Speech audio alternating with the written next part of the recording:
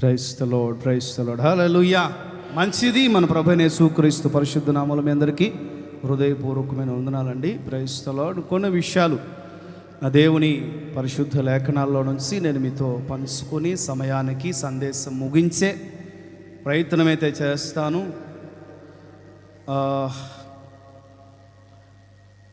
చదువుదాం.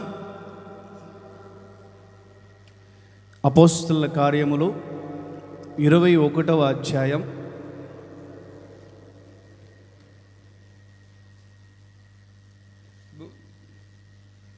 13వ వాక్యాన్ని చదువుకొని ఆ తర్వాత నేను కొన్ని విషయాలు మీకు వివరిస్తాను. అందులో నుండి అపోస్తలుల కార్యములు 21వ అధ్యాయం 13వ వాక్యాన్ని నేను చదువుతున్నాను. అందులో నుంచి ఒక విషయం నేను మీతో చెప్తాను, అది మాత్రం టిక్ చేసుకోండి. పౌలు అంటూ ఉన్నారు, ఇదెందుకు మీరు ఏడ్చి నా గుండె బద్దలు చేస్తారు, ఎందుకని? నేనైతే నోట్ దట్, నేనైతే ప్రభు అయిన యేసయ్య నామము నిమిత్తమై బంధించబడటానికి కాదు కదా, చనిపోవటానికి కూడా సిద్ధముగా ఉన్నాను. అది ఆ మాటకు అర్థం. ఇంకోసారి చెప్పండి, ఆమేన్. ఇక నా వైపు చూస్తే అక్కడ మీరు నోట్ చేసుకోమని చెప్పిన ఆ పదాన్ని మీరు గుర్తుపెట్టుకోండి. టైటిల్ కూడా అదే. ఏది చెప్పండి గట్టిగా. నేనైతే, బట్ నేనైతే, అందరం చెప్దాం, అందరం. నేనైతే మనం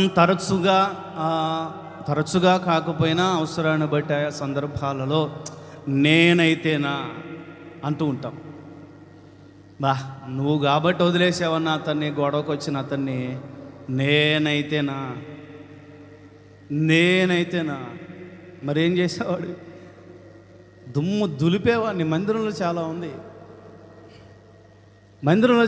ఇక్కడ దులపాల్సింది. నేనైతేనా, నువ్వైతే తగ్గొట్టుకొని వచ్చేసావు. నేనైతేనా మొత్తం వసూలు చేసే వరకు ఆ బండి కిందనే పడుకొని నిద్రపోయేవాడిని. నేనైతేనా బచ్చాయి. నేనైతే ఆత్మీయత విషయానికి వస్తే సెయింట్ పాల్ ది అపోస్టల్, అపోస్తలుడైన పౌలు తన జీవితంలో ఒక పిలుపుతో, ఒక దర్శనముతో, ఆలస్యంగా దేవుని ద్వారా పిలువబడిన ఒక అద్భుతమైన క్రైస్తవ్య ఉపదేశాలకు, క్రైస్తవ్య మనుగడకు ఒక నాడి లాంటివాడు అని కూడా పౌలు గురించి చెప్పుకోవచ్చు. ఒక నాడి లాంటివాడు. అతని ప్రబోధాలు, అతని పత్రికలు, లెటర్స్, అతని ప్రబోధాలు, అతని మాదిరి నేటి క్రైస్తవులకు, క్రైస్తవ్యానికి, సేవకులకు ఎంతో ఆదర్శపూర్వకంగా ఉన్న ఒక గొప్ప మహామనిషి అని అతని గురించి మనం చెప్పుకోక తప్పదు. స్తోత్రం చెప్పండి. ఆ మహామనిషి తన ఎదట ఉన్న దేవుని ప్రజలతో ఒక మాట అంటున్నాడు. ఇతనికి ఏంటంటే యెరూషలేము వెళ్ళాలి, అక్కడ కూడా దేవుని కొరకు సాక్షిగా ఉండాలి. ఇప్పటి వరకు అన్ని జనుల్లో నేను సాక్షిగా ఉన్నాను, అన్ని జనులకు వెలుగై ఉన్నావు అనే ప్రవచనం నాపై ప్రవచించబడింది. అలానే అన్ని జనుల విషయాల్లో నా వంతుగా నేను ఖచ్చితమైన న్యాయం చేశాను, చేస్తూ ఉన్నాను, చేస్తాను. అయితే యెరూషలేముకు వెళ్ళాలి అనే ఒక బలమైన ప్రేరణ నాకు కలుగుతుంది.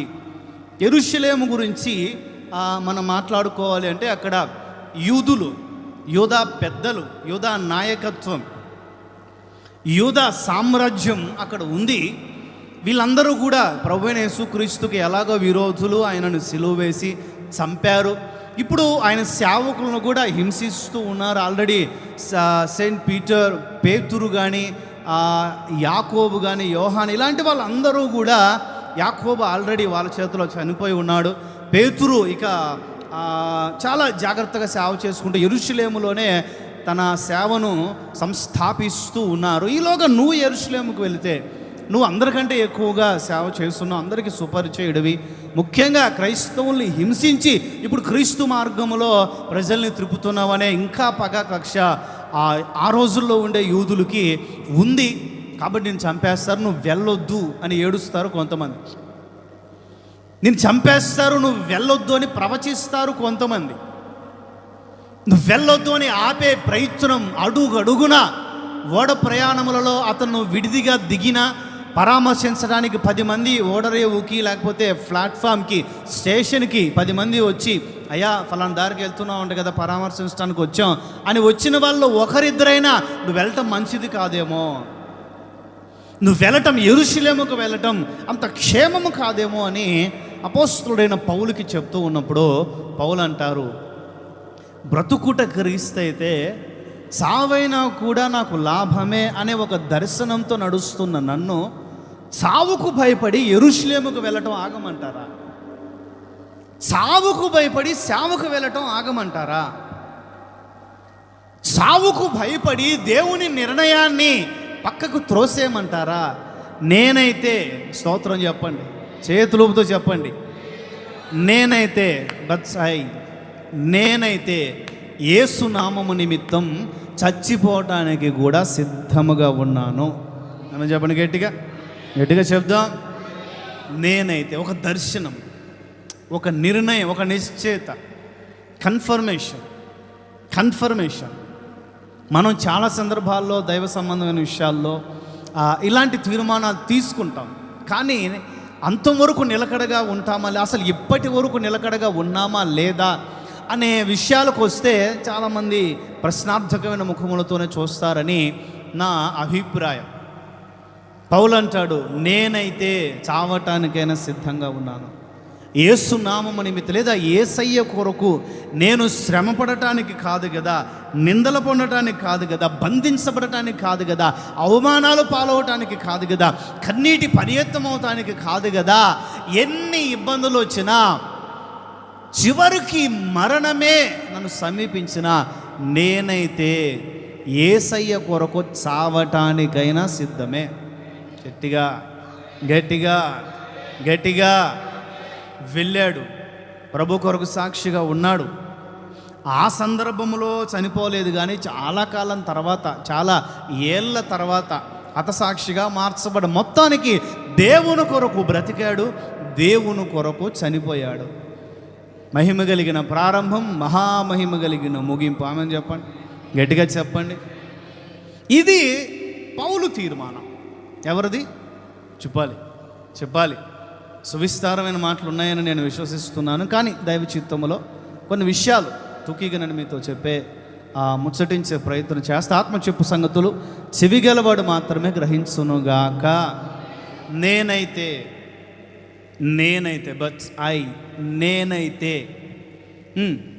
అందరు చెప్పండి గట్టిగా.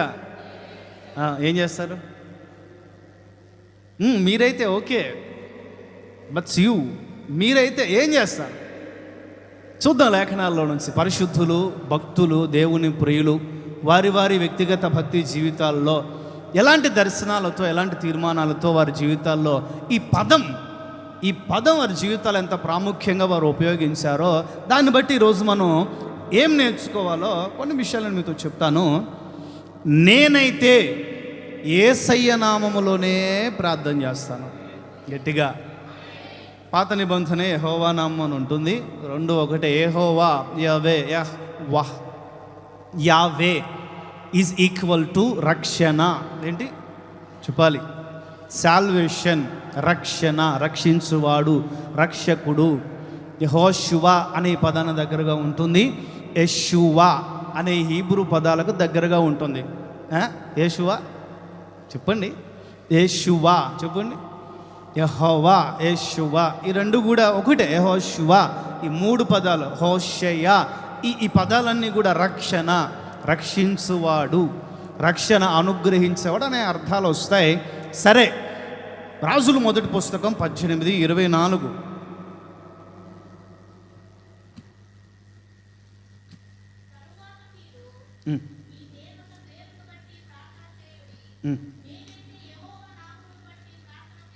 ప్రభువుకు స్తోత్రం చెప్పండి, గట్టిగా చెప్పండి. హల్లెలూయా. ఒక గొప్ప సవాల్, ఒక గొప్ప బిగ్ ఛాలెంజ్, ఒక గొప్ప శక్తివంతమైన దేవుని రాజ్య స్థాపన కొరకు ఒక్కడే ఏలియా నిలబడిన ఒక శక్తివంతమైన దినం. ఆ దినం 450 మంది అబద్ధ ప్రవక్తలు, 450 మంది విగ్రహానికి సంబంధించిన వారు, 450 మంది భూతములకు సంబంధించిన వారు, 450 మంది ఏలియాకు యెహోవాకు ఎదురుగా వ్యతిరేకముగా నిలబడిన శక్తి కలిగిన దినం. ఈడ మెజారిటీ ఎక్కువ ఉంది, నువ్వు కూడా వచ్చాయి. No way. 450 కాదు కదా, 4,05,000 మంది అయినా కూడా యెహోవా పక్షమున నేను ఒక్కడిన నిలబడగలను. కొట్టు గట్టిగా చప్పట్లో, కొట్టు గట్టిగా ప్రభుకు చప్పట్లో. హల్లెలూయా. యెహోవా పక్షమున నేను ఒక్కడిన నిలబడగలను. I am not alone. నీవు 450 మందితో రావచ్చు, కానీ అది శూన్యమే, అది విగ్రహమే, అది బొమ్మే, అది చెక్కే. కానీ నేను ఆరాధిస్తూ ఉన్న దేవుడు భూమి ఆకాశములను సృష్టించిన సృష్టికర్త అయి ఉన్నవాడు. ఆయన పేరు సైన్యములకు అధిపతి అయిన యెహోవా. కొట్టో కొట్టో. ఆయన పేరు సైన్యములకు అధిపతి అయిన యెహోవా. మీరు ఏ నామములో అయినా నా దగ్గరికి రండి, ఏ రాజకీయ నామంలో అయినా కూడా నా దగ్గరికి రండి, ఏ డబ్బున్నోళ్ళ నామంలో అయినా నా దగ్గరికి రండి, ఏ గొప్ప గొప్ప వాళ్ళ పేర్లు చెప్పుకోరైనా నా దగ్గర రండి, నేను ఖాతరు చేయను. నేనైతే యెహోవా నామాన్ని బట్టే ప్రార్థన చేస్తాను. ఎందుకంటే ఆ నామం అన్ని నామముల కంటే చెప్పాలి అన్ని నామముల కంటే పైనామం అది. ఆమెను చెప్పండి. ఎందుకంటే నాకు కొన్ని విషయాలు బైబిల్లో ప్రభు చూపించారు. మనిషి మనుగడ ప్రారంభ దినాలు అవి. ఏ దినాలు చెప్పాలి? మనిషి ఆ మనుగడ పురుడు పోసుకుంటూ ఉన్న ప్రారంభ దినాలు. ఒకటే భాష, అది ఏ భాష అని అడగండి. ఏమైనా డౌట్ వస్తే ఆయన్ని అడగండి, వెళ్ళి ఆ రోజుల్లో మాట్లాడి ఆయన దగ్గరికి పోయి అడగండి. ఒకటే భాష, ఒకే ప్రాంతం, ఒకే దగ్గర ఉన్నారు. చాలా తక్కువ మంది. కయీన్ పారిపోయి అతని సంతానం ఎలా ఉందో తెలియదు, హేబేల్ చనిపోయి ఉన్నారు. ఆ 3వ కుమారుడుగా ఉన్న షేతు, ఎవరు చెప్పాలి? షేతు. అక్కడి నుండి ప్రజలు, మనుషులు, మానవాళి, ఆది మానవుల విస్తరణ జరిగింది. ఇలా మనుషులందరూ ఒక్కొక్కరిగా భూమి మీద పుడుతూ కొంచెం జనాభా పెరుగుతూ ఉన్న రోజుల్లో మనిషికి ఒకరోజు ఒక ఆలోచన కలిగింది. అరే, మనం మనుషులం కదా, భూమి మీద ఉన్న జంతువుల్లో, మన కళ్ళ ముందు తిరిగే జంతువుల్లో, పురుగుల్లో, ఆ మృగములలో మనకు ఒక ప్రత్యేకత ఉంది కదా. మనల్ని ఎవరు చేస్తుంటారంటారు, మనల్ని ఎవరు సృజించుంటారంటారు, మనల్ని ఈ దిశగా ఎవరు నడిపిస్తూ ఉన్నారంటారు. మనకు భాష ఎలా ఇచ్చాడు, మనకి మాట ఎలా ఇచ్చాడు, మనకు జ్ఞానం ఎలా ఇచ్చాడు, మనకి ఇలాంటి జీవితం ఎలా ఇచ్చాడు. ఆ దేవునికి నేను ఎప్పుడు చెప్తుంటాను కదా, ఒక పద్యం చెప్తుంటాను. ఎవనిచ్చే జనించు చెప్పాలి తెలుసా?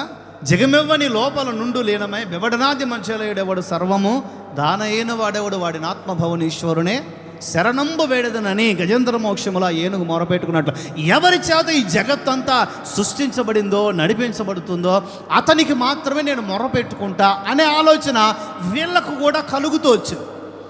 ఇప్పుడు మనం ఒక దేవుణ్ణి సృష్టించుకోవాలి, లేకపోతే ఒక దేవునికి ప్రార్థన చేయాలి. ఏ దేవునికి ప్రార్థిద్దాం, ఎవరికి ప్రార్థిద్దాం, ఎవరికి మొరపెడదాం, ఎవరిని విన్నవించుకుందాం? మన జీవితం, మన మనుగడ, మన ప్రగతి కొరకు, మన ఆశీర్వాదం కొరకు ఎవరి పాదములు పట్టుకుందాం? ఎవరికి ప్రార్థన చేద్దాం? ఏ నామములో ప్రార్థన చేద్దాం అని మనిషి మనుగడ ఆలోచించిన ప్రథమ దినముల్లో, ప్రథమ పరిస్థితుల్లో మనిషి మెదడులోనికి వచ్చిన ఒక ఆలోచన ఏంటో తెలిసిన 4వ అధ్యాయం 26 4:26 తిప్పుకోండి, అందరు తిప్పుకుంటానే ఉండండి. ఎక్కడ చదవండి. ఆదికాండం. ఎనోష్ అనే పేరు పెట్టాడు షేతు కుమారునికి. 3వ మనిషి అయిన షేతుకి ఎనోష్ అనే ఒక 4వ మనిషి చాలా తక్కువ జనాభా అది ఆయన జన్మించాడు. ఎనోష్ అనే వ్యక్తి. అక్కడి నుండి మనుషులకు దేవునికి ప్రార్థించాలి అనే ఆలోచన మొదలైంది. అయితే ఏ దేవునికి ఎవరికి ప్రార్థించాలంటే అక్కడి నుండి యెహోవా నామమున ప్రార్థన చేయుట ప్రారంభమాయెను. స్తోత్రం చెప్పండి, స్తోత్రం చెప్పండి. మనుషులు ఎటు తిరిగినా ఎక్కడికి వెళ్ళినా ఎంత ఎంత ఎంత ఎంత పుణ్యక్షేత్రాలు తిరిగినా చిట్ట చివరికి చేరవలసిన కేంద్ర బిందువు నా ప్రభు అయిన యేసుక్రీస్తు నామమే. ఆమేన్, ఆమేన్. చాలామంది సాక్ష్యాలు చెప్తారు, అన్ని చోట్ల తిరిగానయ్యా, ఈ ఒక్కటి ట్రై చేద్దాం. ఏంటంట? అన్ని చోట్లకు తిరిగానయ్యా, అన్ని ప్రయత్నాలు చేశానయ్యా, అందరి దగ్గరికి పోయానయ్యా, ఇదిగో ఈ చర్చి ఒక్కటి ట్రై చేద్దాం, ఈ దేవుణ్ణి ఒక్కడిని ట్రై చేద్దామని వచ్చా. ఇంకా చిట్ట చివరి ఇదే లాస్ట్ అండ్ ఫైనల్, ఇదే ఆఖరి. ఇక దీని తర్వాత ప్రయత్నాలు ఏమి లేవు, ఇక దీని తర్వాత ఇంకెవరిని ప్రయత్నించేది లేదు అని అలా సన్నిధిలో అడుగుపెట్టి, అలా దేవుళ్ళు అడుగుపెట్టి, అలా రక్షణలో అడుగుపెట్టి ఇక వేరే దగ్గరికి వెళ్ళాల్సినంత అవసరత లేకుండా వాళ్ళ అవసరములు అక్కర్లన్నీ ఆయన సన్నిధిలో తీర్చుకొనగలిగారు చాలామంది. గట్టిగా గట్టిగా గట్టిగా. ఎందుకంటే అందరినీ నడపగలిగిన నామం ఆ నామం. అందరి జీవితములలో శక్తి కలిగిన కార్యములు చేయగలిగిన నామం ఆ నామం. స్తోత్రం చెప్పు, చెప్పు గట్టిగా. ఆ నామముననే రక్షణ, మరి ఏ నామమున రక్షణ లేదు అని లేఖన చరిత్ర స్పష్టముగా ఘోషిస్తూ ఉంది. చారిత్రక గ్రంథాలు, పరిశుద్ధ గ్రంథం అద్దము పట్టినట్లుగా మనిషి మనుగడకి ఒక స్వరము వినిపించగలిగినది. ఆ స్వరము ఏమిటి అంటే యేసు నామముననే రక్షణ. ఏమని చెప్పు. అందుకే ఆయన అంటాడు, నా నామంలో ప్రార్థన చేయండి అయ్యా, నేను మంచి చేస్తాను. నా నామములో అడగండి అయ్యా. తండ్రిని ఏమడిగినా ఏం చేయాలంట? చెప్పాలి, చెప్పాలి. తండ్రిని ఏమడిగినా కూడా నా నామములు అడగండి అయ్యా, నా నామంలో స్వస్థపరచు, నా నామంలో అద్భుతాలు చేయి, నా నామంలో ప్రార్థించు, నా నామంలో అడుగు. నన్ను అడుగు, నా నామములు అడుగు. తండ్రిని అడుగు, నన్ను అడుగు, నా నామములు అడుగు. నా నామం ఉపయోగించు అక్కడ, నా పేరు ఉపయోగించు అక్కడ. ఎందుకంటే నా నామము అంత శక్తి కలిగిన నామం. దయ్యముల వెన్నులో వణుకు పుట్టించగలిగిన నామం మా ప్రభు అయిన యేసు క్రీస్తు నామం. స్తోత్రం చెప్పు, చెప్పు. సామెతల గ్రంథం 18:10 త్వరగా. స్తోత్రం చెప్పు. నీతిమంతుడు అందులోనికి వెళ్ళి సురక్షితముగా ఉంటాడు. స్తోత్రం కలుగునుగాక, స్తోత్రం కలుగునుగాక. ఇప్పుడు నేను ప్రకటిస్తున్న ఈ నామం ఎందుకయ్యా అంత పిచ్చి, ఎందుకయ్యా అంత వేరు, ఎందుకయ్యా అంత విశ్వాసం, ఎందుకయ్యా ఎన్ని ఇబ్బందులు, కష్టాలు, నష్టాలు, బాధలు, ఎన్ని కన్నీలైనా ఆ నామము కొరకు బ్రతకడానికి, ఆ నామము కొరకు చావటానికి, ఆ నామము కొరకు జీవించడానికి, ఆ నామమును ప్రకటించడానికి ఎందుకయ్యా క్రైస్తవులు అంత వెంపర్లాడుతుంటారు? ఎందుకయ్యా క్రైస్తవులు అంత పరుగెడుతూ ఉంటారు? ఎందుకయ్యా క్రైస్తవులు అంత హింసలు పొందుకుంటూ ఉంటారంటే ఆ నామం బలమైన దుర్గము లాంటిది. స్తోత్రం కలుగునుగాక, స్తోత్రం కలుగునుగాక. నీతిమంతులందరికీ కూడా రక్షణ, సురక్షితం, సేఫ్టీ ప్లేస్ ఏదైనా ఉంది అని అంటే అది ఆయన నామం మాత్రమే. భూమి మీద ఏవైనా నిందల, అవమానాల, బాధలు కలిగి ఉండొచ్చు, అవి శాశ్వతం కాదు. సుఖము శాశ్వతం కాదు, దుఃఖము శాశ్వతం కాదు. కానీ ఆయన నామమును నీవు నమ్ముకోవటం ద్వారా, ఆయన నామములో నీవు ప్రార్థించడం ద్వారా, ఆయన నామమును నీవు ఆరాధించడం ద్వారా కలిగే నిత్య జీవాన్ని ఈ ప్రపంచంలో ఎవ్వరూ కదిలించలేరు. ఆమేన్, ఆమేన్, హల్లెలూయా. బలమైన దుర్గం ఈ ఆయన నామం. బలమైన కోట, బలమైన దుర్గము. ఈ పదాల్లో ఉండే మరొక మార్మిక అర్థం ఏమిటి అని అంటే, అలనాడు ఎవరైనా తప్పు చేస్తే, ఎవరైనా తెలియక తప్పు చేస్తే ఎలా చెప్పాలి? అన్వాంటెడ్లీ, తెలియక చెప్పండి గట్టిగా. తెలియక ఎవరైనా తప్పు, పొరపాటు, పాపం, అతిక్రమం, దోషం, వాట్ ఎవర్ ఏదైనా తెలియక చేస్తే ఆ ఇప్పుడు ఎదట చనిపోయిన వ్యక్తి ఉన్నాడు కదా, ఆ వ్యక్తికి సంబంధించిన ఫ్యామిలీ చంపటానికి, ఇతన్ని నష్టపరచడానికి, ఇతన్ని చంపటానికి, ఇతని మీద కత్తులతో ఆయుధాలతో దాడి చేయటానికి వస్తే ఇతనికి సమీపములో ఉండే ఒక ఆశ్రయపురం ఉంటుందంట. స్తోత్రం చెప్పండి. ఆ ఆశ్రయపురములో ప్రత్యక్షపు గుడారం ఉంటుందంట. స్తోత్రం చెప్పండి. ఆ ఆశ్రయపురములో బలిపీఠం ఉంటుందంట. స్తోత్రం చెప్పండి. ఆ బలిపీఠం దగ్గరికి అర్జెంటుగా అతనికి నియర్ బై, అతనికి సమీపములో ఆశ్రయపురములో 6 ఎన్ని చెప్పాలి, ఇజ్రాయేలీల 12 గోత్రాలకి కొన్ని గోత్రాలకి నది యువతల ఒక 3, నది అవతల ఒక 3. ఈ ప్రాణ భయముతో ఉన్న ఈ వ్యక్తి తనకి సమీపముగా ఉన్న ఆశ్రయపురం ఏదుంటే ఆ ఆశ్రయపురంలోనికి వెళ్ళి ఆ బలిపీఠపు కొమ్ములు పట్టుకోవాలి. ఏం చేయాలి? గట్టిగా గట్టిగా. ఎవరు శత్రువు లోపలికి వచ్చేదానికి లేదు, కత్తి దూసేదానికి లేదు, చంపేదానికి లేదు, నష్టపరిచేదానికి లేదు. ప్రధాన యాజకుడు రావాలి. ప్రధాన యాజకుడు వచ్చి నిజంగా ఇతను వాంటెడ్లీగా చేశాడా లేకపోతే తెలియకుండా చేశాడా తెలుసుకోవాలి. నిజముగా చేశాడని దేవుడు తీర్పు తీరిస్తే దేవుడే శిక్షించమని చెప్తాడు. కానీ అమాయకంగా చేశాడు, తెలియక చేశాడని అంటే దేవుడు కొన్ని సంవత్సరాలు అతను అక్కడే ఉండాలి. అతనికి ఆ ప్రత్యక్ష గుడారంలో కొన్ని సంవత్సరాలు ఉండాలి, బయట తిరగకూడదు. ఆ కాలంలో ఉండే ప్రధాన యాజకుడు చనిపోయేంత వరకు ఉండాలి ఆయన. ఈ రోజుల్లో తెలియక చేస్తే శిక్షలు వేస్తుంటారు కదా, ఏమండి, కొన్ని యావజ్జీవమా లేకపోతే 10 ఏళ్ళ 5 ఏళ్ళ శిక్ష దోషములను బట్టి, నేరములను బట్టి శిక్ష వేస్తుంటారా? వేయరా? 99% వేయరు అనుకోండి, 1% ఫార్మాలిటీకి వేస్తుంటారు. 99% దుర్మార్గాలే, 99% దుర్మార్గాలే. ఎవడో ఒక అమాయకుని పట్టుకుంటారు, లేకపోతే ఒక్క నిరికిస్తారు, మిగిలిన అందరూ తప్పించుకొని తిరుగుతుంటారు. వాళ్ళ జీవితాలు శాపానికి గురవుతూ ఉంటాయి.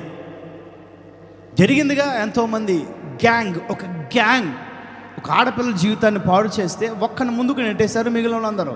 వాడు పరమ దరిద్రుడు, దుర్మార్గుడు, ఎన్కౌంటర్ చేసి పడేసేయాలి యేసునామములో. మిగిలిన వాళ్ళందరూ కూడా చేసేయాలి యేసునామములో. గట్టిగా చెప్పండి, చెప్పండి గట్టిగా. 99% న్యాయ వ్యవస్థ సరిగ్గా లేదని నేను ఖచ్చితంగా చెప్తాను. అది సరే, ఇప్పుడు నేను మాట్లాడే ఈ న్యాయ వ్యవస్థ 90 కాదు కదా, 100కు 1000% సరి అయిన న్యాయ వ్యవస్థ నా దేవుని న్యాయ వ్యవస్థ. ఆమేన్, హల్లెలూయా. ఒక బలమైన కోట, ఒక బలమైన దుర్గముగా, ఒక బలమైన ఆధారముగా, ఒక బలమైన ఆశ్రయముగా నేరము తెలియక నేరం చేసిన వాడు పరిగెత్తు ప్రత్యక్ష గుడారంలో ఉన్న బలిపీఠపు కొమ్ములు పట్టుకుంటే, నీవే నా కోట, నీవే నా దుర్గం, నీవే నాకు సహాయం, నీవే నాకు ఆధారం. సహాయం అనే పదం 124:8 ఉంటుంది, చదవండి. 124:8 కీర్తన.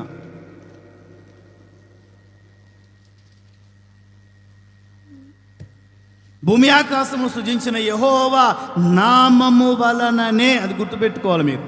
మనకు సహాయం ఏ నామములో కూడా ఈ అబ్బాయికి సహాయం లేదు. ఏ అబ్బాయికి? తెలియకనే పొరపాట్లు చేసిన వారికి, తెలియకనే పాపములు చేసిన వారికి. నాడిలో నరములాడే ప్రతి నరుడు కూడా తెలిసి తప్పులు చేస్తున్నాడని మనం చెప్పలేం. యేసునామం తెలియనప్పుడు, రక్షణ తెలియనప్పుడు, విశ్వాసం తెలియనప్పుడు, మందిరం తెలియనప్పుడు, దేవుడు ఎవరో తెలియనప్పుడు ఎన్నో పొరపాట్లు చేస్తుండొచ్చు, ఇన్క్లూడింగ్ మీ, నాతో సహా మనందరం. గతములో దేవుని శక్తి, దేవుడు ఆ దైవిక తత్వం, దేవుని నామం, ఆ నామం యొక్క శక్తి మనకు తెలియనప్పుడు ఎన్నో పొరపాటు చేసి ఉండొచ్చు. ఇప్పుడు మన అందరం కూడా ఆ పొరపాట్లు మన్నించబడేదానికి, శిక్ష కొట్టివేయబడేదానికి, శిక్ష తొలగించబడేదానికి, క్షమాభిక్ష కొరకు బలమైన దుర్గముగా ఉన్న ఆయన నామమును ఆశ్రయించాం. స్తోత్రం చెప్పు, స్తోత్రం చెప్పు. నీతిమంతుడు అందులోనికి పరుగెత్తి సేఫ్టీ ప్లేస్, నీతిమంతుడు అందులోనికి పరిగెత్తి సేఫ్గా ఉంటాడు, సురక్షితంగా. ఎందుకంటే ఆయన నామం అంత బలమైన దుర్గం. ఆయనను ఆశ్రయించిన ప్రతి ఒక్కరిని కాపాడగలరు. ఆయన నామం వలన రక్షణ అనే పదం బైబిల్లో స్పష్టంగా ఉంది. స్తోత్రం చెప్పు. ఆయన నామంలో రక్షణ, ఆయన నామంలో స్వస్థత, ఆయన నామంలో విడుదల, ఆయన నామంలో క్షమాపణ, ఏదైనా అండి. ఆ డాష్ని మీరు ఎన్ని పదాలు పెట్టి, ఎన్ని క్షమాభిక్షలు ఈ కోర్టు వ్యవస్థలో, న్యాయ వ్యవస్థలో, కాన్స్టిట్యూషన్లో ఎన్ని క్షమాపణలు ఉన్నాయి, అన్ని క్షమాపణలు రాసుకున్న పూర్తి కాదండి. ఆ పక్కనే ఆయన నామం అంత మేలు చేయగలిగిన నామం. మేన్ మేన్ గట్టిగా గట్టిగా. అంత ఎందుకండి, మన ప్రభువైన యేసుక్రీస్తు మనందరి కొరకు రాబోతున్నారు. నిజమా అబద్ధమా?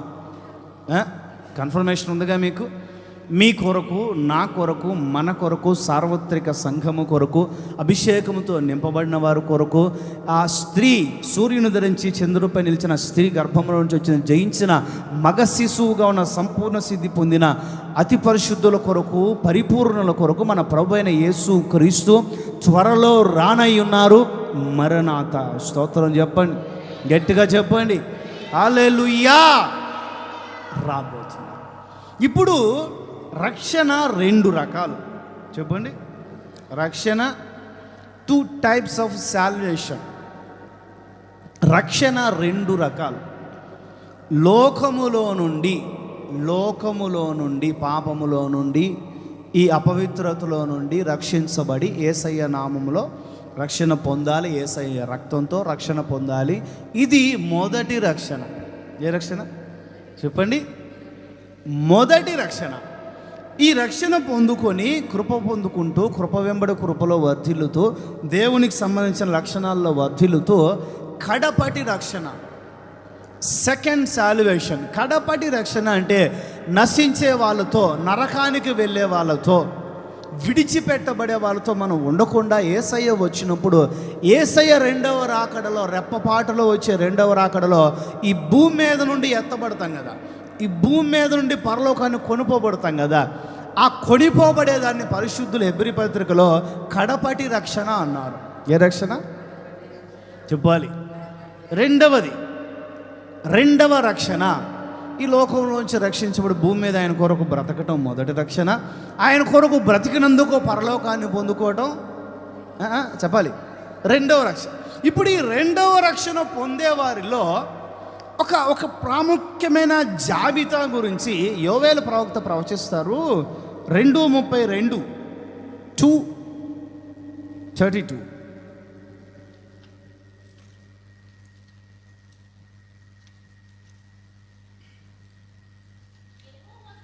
యోవేలు. ఓకే.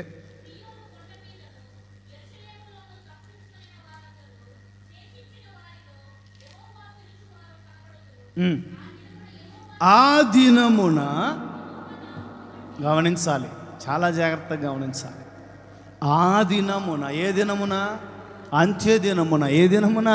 మనుష్య కుమారుని రాకడ దినమున. ఏ దినమున? యేసయ్య తన సంఘం కొరకు, తన వధువు కొరకు, తన ప్రజల కొరకు మహామహిమతో 2వ రాకడలో కోటి సూర్య కాంతికి మించిన తేజోమయుడిగా అరుదించే ఆ శుభ దినమున, ఆ దినమున కంటిన్యూ, యెహోవా నామమును బట్టి, అది గుర్తుపెట్టుకోవాలి, యెహోవా నామమును బట్టి ఆయనకు ప్రార్థన చేసే వాళ్ళందరూ రక్షించబడతారు. నేను చెప్పండి గట్టిగా. అందుకే ఏలియా అంటాడు, ఈ నాడి పట్టుకున్నాడు ఏలియా. ఈ విషయం తెలుసు ఏలియాకి, ఎందుకంటే ఆయన ప్రవక్త కదా, సేవకుడు కదా, భూత వర్తమాన భవిష్యత్తు కాలంలో ఉండగలిగిన దేవుని మహిమను కనులారా చూడగలిగిన వాడు కదా, భవిష్యవాణి గుర్తెలకగలిగిన వివేకం ఏలియాకు ఉంది కదా. ఒక సేవకుడిగా జీవము కలిగిన, సమర్పణ కలిగిన, ప్రతిష్ట కలిగిన, భార్య పిల్లలు తల్లిదండ్రులు ఎవ్వరు వద్దు అని అసలు తన తల్లిదండ్రుల పేరే లేఖనంలో లేకుండా ఒక శక్తి కలిగిన సమర్పణలో తుది శ్వాస వరకు దేవుని కొరకు ఒక్కడే నడుము కట్టుకొని నిలవబడిన శక్తి కలిగిన ప్రవక్త కదా ఏలియా. అందుకనే దేవుడు ఆయనకు ముందే బయలుపరిచాడు. అందుకే ఏలియా అంటాడు, మీరు ఏ నామానైనా సావండి అయ్యా, నేను యెహోవా నామమున మాత్రమే ప్రార్థన చేస్తాను. ఎందుకంటే ఆయన నామం బలమైన దుర్గం, ఆయన నామం కాపాడగలిగినది, రక్షించగలిగినది, స్వస్థతనివ్వగలిగిన, బలమనివ్వగలిగినది, శక్తితో నింపగలిగినది, అన్నిటికంటే ముఖ్యంగా నిత్య జీవములో చేర్చగలిగిన నామం. గట్టిగా గట్టిగా గట్టిగా గుండె మీద చేసుకొని నేనైతే యేసయ్య నామములోనే ప్రార్థిస్తా. గట్టిగా యేసయ్య నామములోనే ప్రార్థిస్తా, యేసయ్య నామము కొరకే బ్రతుకుతా. మీరు చెప్పాలి, యేసయ్య నామము కొరకే చనిపోతా. ఆమేన్. నేనైతే, పౌలు అంటాడు నేనైతే, ఏలే అంటాడు నేనైతే, బచ్చాయి నేనైతే. రెండవదిగా 13వ కీర్తన 5వ చరణం, నేనైతే నీ కృపయందు నమ్మిక ఉంచాను.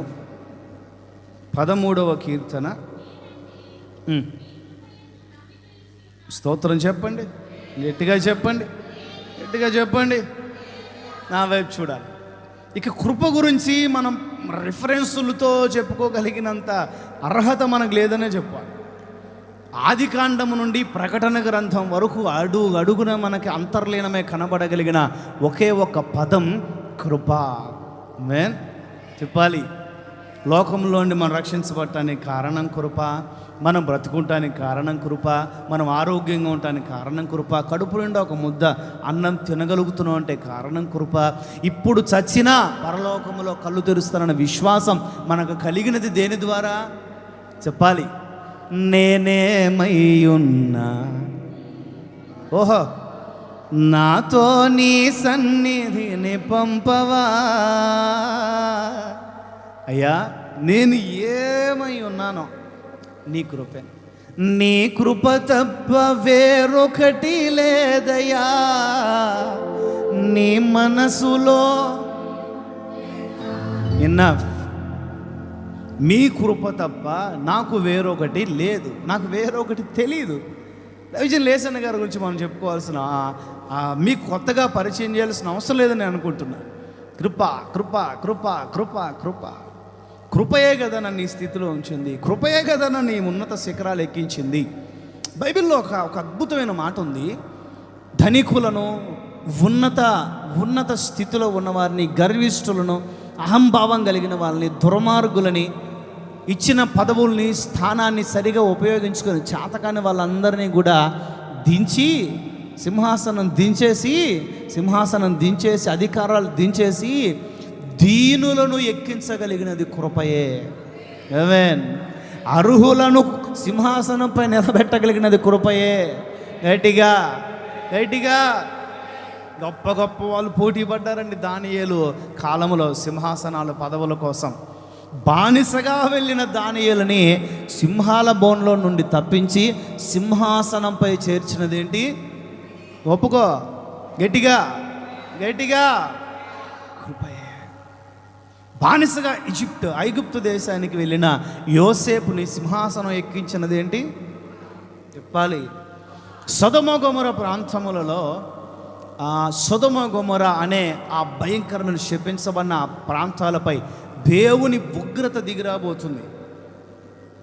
ఆ ప్రాంతంలో లోతు అనే ఒక భక్తి కలిగిన కుటుంబం ఉంది, దేవుని ప్రజలు ఉన్నారు.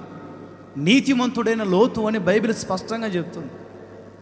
కుటుంబ పరిస్థితులు బాగలేదు అయి ఉండొచ్చు, పిల్లల పరిస్థితులు బాగలేదు అయి ఉండొచ్చు, భార్య పరిస్థితి బాగలేదు అయి ఉండొచ్చు. అందుకే బైబిల్ స్పష్టంగా చెప్తుంది నీతిమంతుడైన లోతు. ఏంటి? నీతిమంతుడైన లోతు కుటుంబం అని ఉందండి. మళ్ళీ చదువుకోండి, పేతురు పత్రికలో కనిపిస్తుంది. బైబిల్లోదేగా, ఎక్కడదో కాదుగా, ఇంటికి వెళ్ళి జాగ్రత్త చదువుకోండి.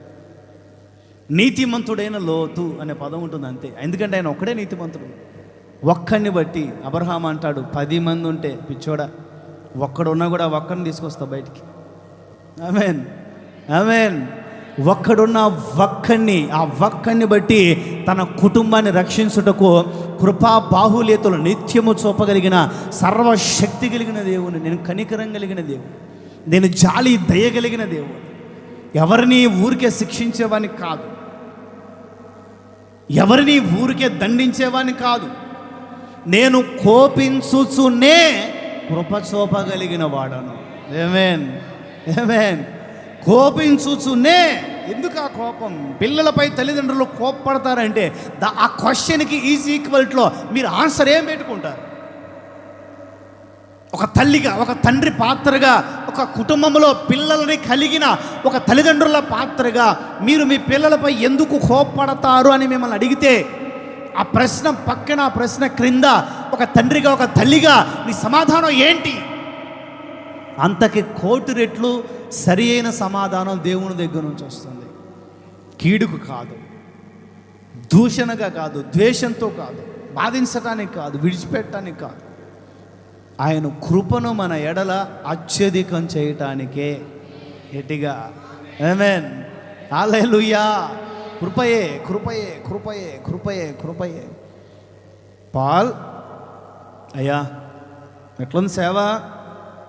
బాగానే నడుస్తుంది, కానీ అప్పుడప్పుడు బైబిల్ చదువుకోవడానికి కళ్ళు సహకరించట్లేదయ్యా.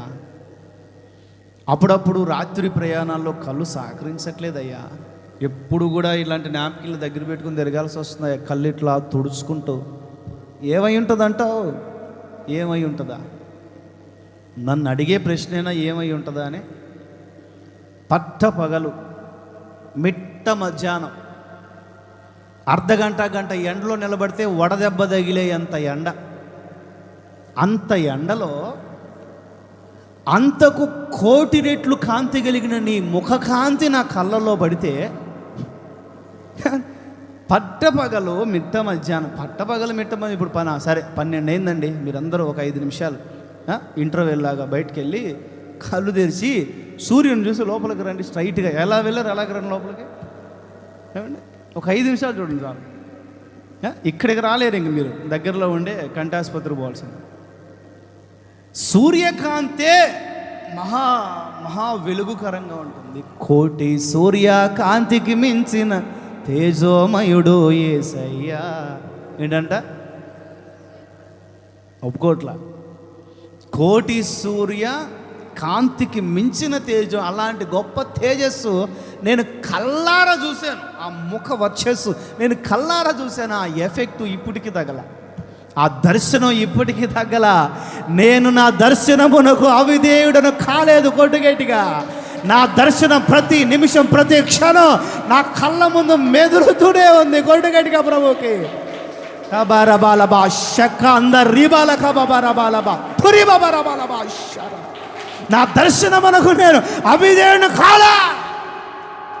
ప్రతి క్షణం ఆ కళ్ళు మూసిన ఆ కళ్ళు తెరి, ఆ దర్శనం ఆ కళ్ళ ముందు మెదులుతూనే ఉంటుంది. నీ పిలుపు, నీ దర్శనం, నీ ముఖ కాంతి, అదే నన్ను ఈరోజు సేవలో స్థిరపరిచింది.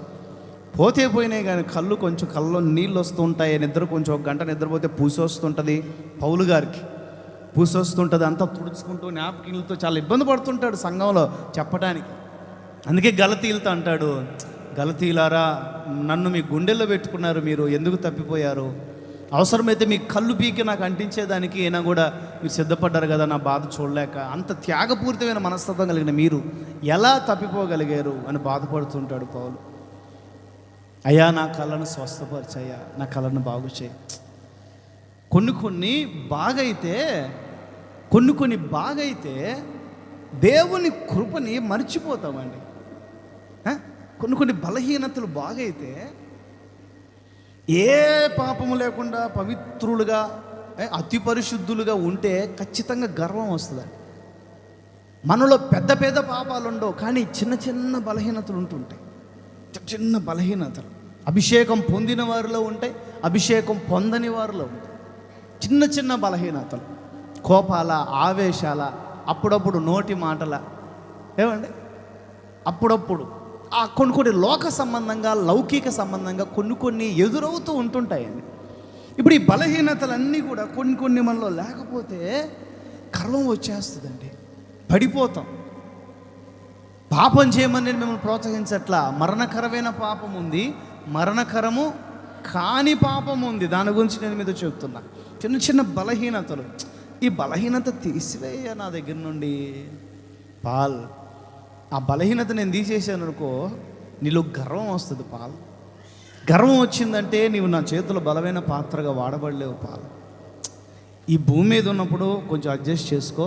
నిత్యములోనికి వచ్చిన తర్వాత నీ కళ్ళను అంతకు 1000 రెట్లు నేను సరిచేస్తా. నాకు నా ముఖ కాంతిలో నేను నీ జీవితాన్ని ఆశీర్వదిస్తాను. ఆమేన్, ఆమేన్. మరి భూమి మీద సంగతి ఏంటయ్యా? నీవు ఎప్పుడు బలహీనుడవో అప్పుడు బలవంతుడిగా మార్చబడటానికి కావలసినంత ఛార్జింగ్ నీకు ఇవ్వటానికి నా కృపను నీకు తోడుగా ఉంచుతాను. My grace is sufficient for you. నా కృప నీకు చాలును, నా కృప నీకు చాలును, నా కృప నీకు చాలును. కృపయే నాకు ప్రాకారము గల ఆశ్రయపురమాయను. నీ కృప వీడి క్షణమైన నేనెలా మనగలను. ఆయన ఎంత ఎత్తులో అనుభవించాడో మనకు తెలియదుగా. నా పాటలు పాడుకుంటుంటే మన ఆత్మ పరవశిస్తుంది చూసారా. ఒకరు రాసిన ఆ కృపను అనుభవిస్తున్న ఒక శక్తి, ఒక వ్యక్తి, ఒక భక్తుడు రాసిన, ఒక దైవజనుడు రాసిన పాటను పాడుకుంటేనే మన హృదయాలు పరవశిస్తాయి. దుఃఖములో ఉంటే కాస్తంత ఊరట కలుగుతుంది, భయములో ఉంటే కాస్తంత ధైర్యం కలుగుతుంది. ఏమండి, ఇబ్బందుల్లో ఉంటే కాస్తంత విడుదల కలిగినంత సంతృప్తి, విడుదలే కలుగుతుంది. స్తోత్రం చెప్పండి. మరి ఆ కృపను అనుభవించిన ఆయన సంగతి ఏంటి? ఒకసారి నిద్రలోనే ఇట్లా చివరి క్షణాలు, ఇక చివరి రోజులని చెప్పుకోవాలి యోజన లేసన గారి. నిద్రలోనే ఏదో మాట్లాడుకుంటూ ఏడుస్తున్నాడట. ఆయన ఏడుస్తూ ఉన్నాడట. ఇంకా పెద్దవాళ్ళందరూ, మన నాయకులందరూ కూడా వారితో ఎప్పుడు 24 గంటలు ఉంటుంటారు కదా. మెలకువగా ఉండి గమనించుకొని పడుకొని నిద్రపోతే ఏమైనా ఆ ధ్యాస మర్చిపోతామేమో అని కూర్చొని నిద్రపోయేవాళ్ళు వాళ్ళు. అట్లా పెద్ద ఆయన గమనించుకుంటూ ఉంటే ఏడుస్తూ ఉన్నాడంట. పెద్ద ఆయన ఏడుస్తూ ఉంటే అన్న దగ్గరికి వెళ్ళి తట్టి, అన్నా ఏమన్నా ఏడుస్తున్నారు, ఏమైనా అయిందా, కడుపులో నొప్పి వస్తుంది, ఏమన్నా ఇబ్బంది ఉందా, లేస్తారు, ఏమైనా నీళ్ళు తాగుతారు, ఏమైనా మజ్జిగ తాగుతారు, ఏమైనా కావాలా అని పెద్ద ఆయన అడుగుతూ ఉంటే ఆయన అంటాడట, ఆయన కృప లేకపోతేనే బ్రతకలేనురా. పిచ్చెక్కిపోయింది వీళ్ళకి. కృప కొరకు సాక్షిగా ఉన్న ఒక తెలుగు సేవకుడు తెలుగు క్రైస్తవ్యంలో ఇంకెవరైనా ఉన్నారా? ఇంకెవరి కృప అని 24 గంటల కృపను తలంచుకొని, కృప గురించి పాడి, కృప గురించి మాట్లాడి, కృప కొరకు సాక్షిగా నిలిచి ఇన్ని చేసిన మీకు కృప ఎందుకు దూరం అవుతుందన్నా? ఎంతోరా బలహీనతలు. అంటే సంస్థ గురించి ఒక పెద్ద భారం అండి, ఒక పెద్ద సంస్థానం ఇది. అప్పుడు యంగ్స్టర్స్గా ఉన్నారు, 40 ఏళ్ళు కూడా 40 ఏళ్ళు అట్లా ఉన్నాయి అంతే, 38, 39 ఏళ్ళు మన నాయకులందరికీ కూడా. అప్పుడు అధినేతగా ఉన్న అబ్రహ్మణకైతే 33 ఏళ్ళు, నా వయసు 32, నాకంటే 1 సంవత్సరం పెద్ద అధినేతగా మారినప్పుడు. అంటే 2012 యంగ్స్టర్స్ దేవర్, వాళ్ళందరూ కూడా యంగ్స్టర్స్. ఎలా సమస్యను నడిపించగలుగుతారు? ఎలా ఎన్ని నిందలు వస్తాయి, ఆ నిందలకు ఎలా తట్టుకోగలదు, ఎలా నిలబడగలుగుతారు, ఎలా నేను కృపకు సాక్షిగా ఉన్నట్లు ఆ కృప విషయంలో వీళ్ళు ఎలా నమ్మకంగా ఉండగలుగుతారని భయపడి బాధపడుతూ రకరకాలుగా ఆయన బాధ ఆయనకు ఉంటుంది. ఏమంటే బాగా సంపాదించిన ఆస్తులు సంపాదించి కూడబెట్టి, పేరు ఖ్యాతి సంపాదించి కూడబెట్టి, ఆ నెక్స్ట్ జనరేషన్ విషయమే తల్లిదండ్రులు భయపడతారే, అదే భయం. నా పేరు చెడగొడతాడా, నిలబెడతాడా, అదే భయం.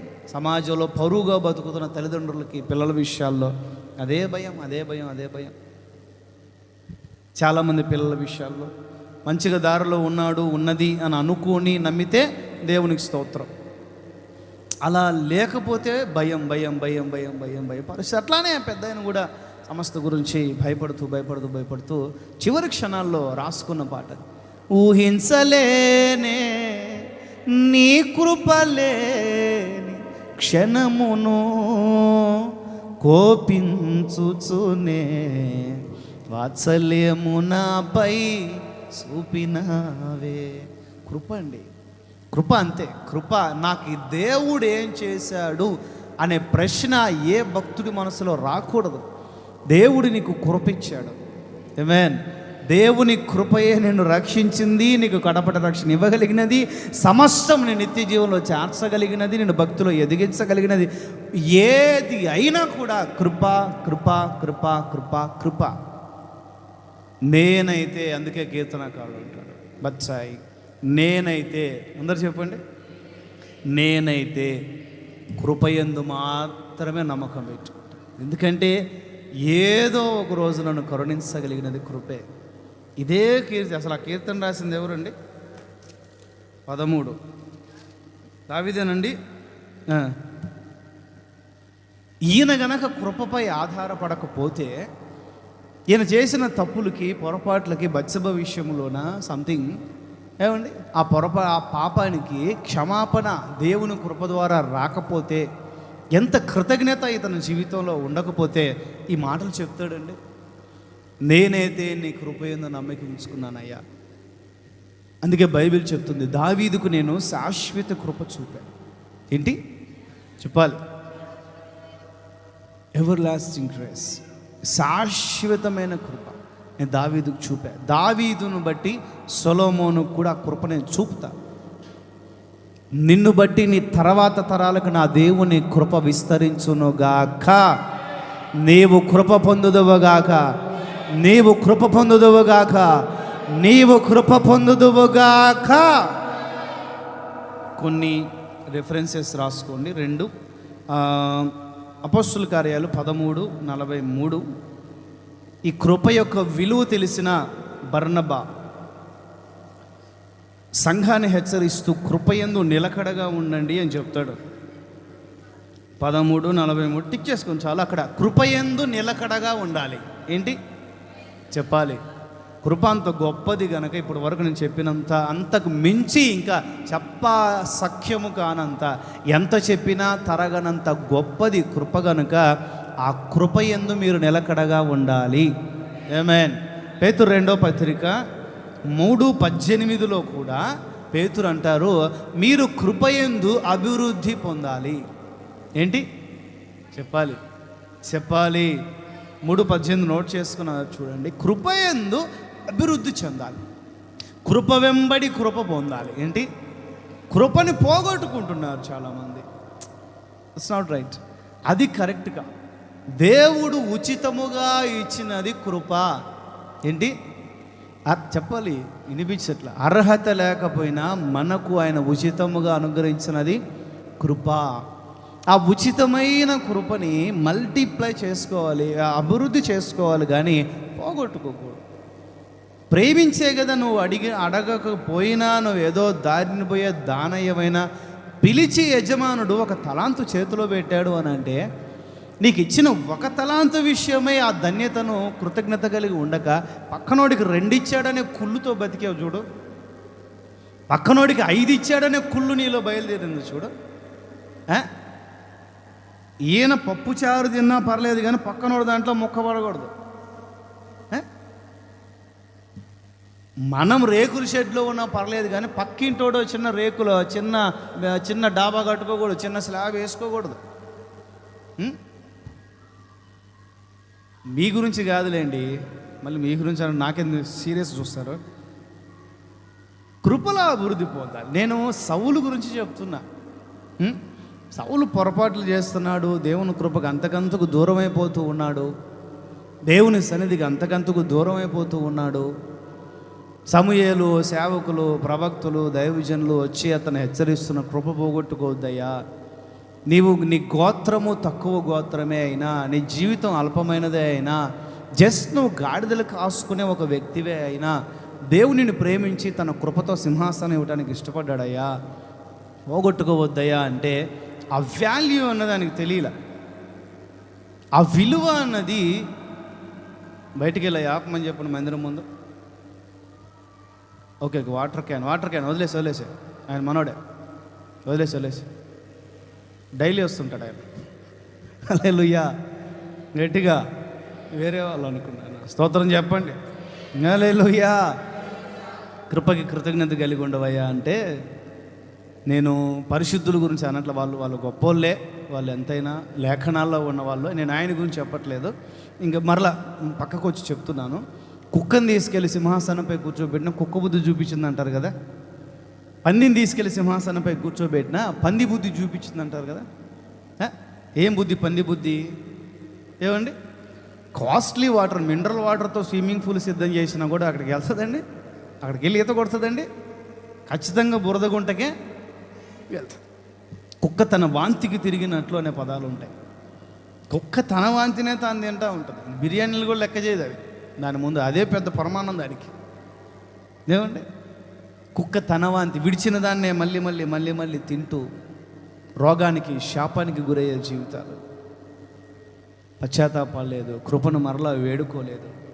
అందుకే సొలొమోను గురించి ప్రభు దావీదుతో చెప్తూ, నిన్ను స్థిరపరచడానికి సౌలుకు నా కృప దూరం చేశాను, సౌలుకు నా కృప కాపాడుకోలేకపోయాడు, సౌలుకి చూపాలనుకున్న కృపని నేను నీపై చూపుతున్నా, నువ్వు కూడా కృపను పోగొట్టుకునే నేనేం చేయలేను, నువ్వు కాపాడుకుంటే నీ నెక్స్ట్ జనరేషన్కి వస్తుంది.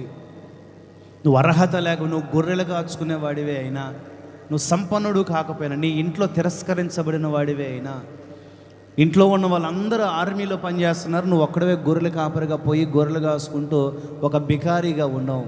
వాళ్ళందరినీ కాదని, గనులను కాదని, గనులైన వారే నీ ఎదుటనున్నను, బలమైన వారే ఎందరో ఉన్నను. ఆయన ఎదుట గనులు, బలిష్టం బలము కలిగిన వాళ్ళు ఎంతోమంది ఉన్నా కూడా జ్ఞానం, వివేకం, తెలివితేటలు అంతగా ఆరోగ్య పరిస్థితులు కూడా బాగోలేని మాలాంటి అల్ప జీవితాలను ఎంచుకొని అధిక మహిమతో అలంకరిస్తూ ఆయన మాటలు మా నోట ఉంచి తన శక్తికి సాధనములుగా వాడుకుంటున్నారంటే ఓన్లీ ఫర్ గ్రేస్, అంతే, దేవుని కృప, అంతే. స్తోత్రం చెప్పండి. స్తోత్రం కలుగునుగాక ప్రభు, స్తోత్రం కలుగునుగాక ప్రభు. అది కృపనే, ఇంక వేరొకటి లేదు. ఇంకా సౌలు నువ్వు కాపాడుకో దావీదు ఆ కృపని అంటే ఆయన జీవితాంతం వరకు కాపాడుకున్నాడు. పోగొట్టుకునే స్థితి వచ్చిన కన్నీళ్లతో పరుపును తడిపి, కన్నీళ్లతో ప్రభు పాదాలు తడిపి మరలా పోగొట్టుకున్న కృపను పొందుకున్నాడు. అందుకే బైబిల్ చెబుతుంది, దావీదుకు నేను శాశ్వత కృప చూపా. గొడ్డు గట్టిగా కొట్టు హల్లెలూయా. మన ప్రభువైన యేసు క్రీస్తు పేరట మీ అందరికీ కృప కలుగునుగాక.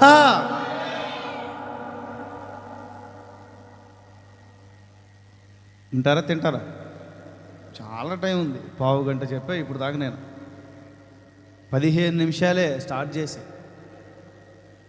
మర్యాద నా వైపు చూడండి. నేనైతే మీ మందిరములో ఒలీవ చెట్టు వలె ఉన్నాను. ఏమని చెప్పండి. ఇక్కడ అది 52:8 కీర్తన, 52వ కీర్తన 8వ చరణం. మీరు ఆ పదం స్పష్టంగా గుర్తుపెట్టుకోవాలి. ఏంటి వర్తమానం, ఏంటి చెప్పాలి.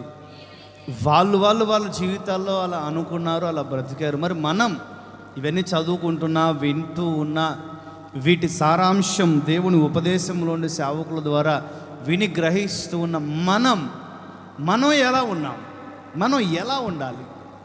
అదో కీర్తనకారుడు అంటారు ఇక్కడ కూడా, నేనైతే చెప్పండి, దేవుని మందిరంలో పచ్చని ఒలీవ చెట్టు వలె ఉన్నాను. ఆమె చెప్పండి.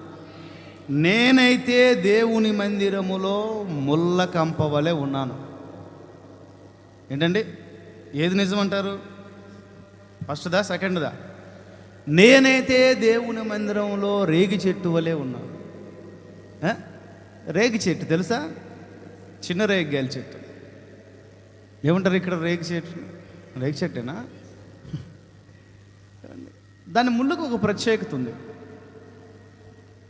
దాని ముళ్ళు కొంచెం చిన్నదే ఉంటుంది, చివరి కొన వెనక్కి తిరిగి ఉంటుంది. దాంట్లో ఏవైనా ఒక్కసారి ఇరుక్కున్నాయనంటే చాకచక్యంగా తప్పించుకోనగలిగిన పక్షులు కూడా తప్పించుకోలేవు. మనుషులైనా, ఇంకా మనుషులు కొంచెం తెలివిగలిగిన కాబట్టి ఇంకా ముళ్ళ నుండి మెల్లగా ఒకటి తీసుకుంటూ చివరి కొన వెనక్కి తిరిగి ఉంటుంది. అవునంటారు కాదంటారా? చిన్నప్పుడు చూసిందే గుర్తుంది నాకు. చిన్నప్పుడు మా ఇంటి చుట్టూ అటువైపు కొంచెం ఎక్కువ ఉండేవి. పొలముల్లో వెకేషన్కి మేము సైకిల్స్ మీద ఫ్రెండ్స్ మేమందరం వెళ్ళేటప్పుడు కూడా దారిలో బాగా కనిపిస్తూ ఉంటే కోసుకొని తినేవాళ్ళం.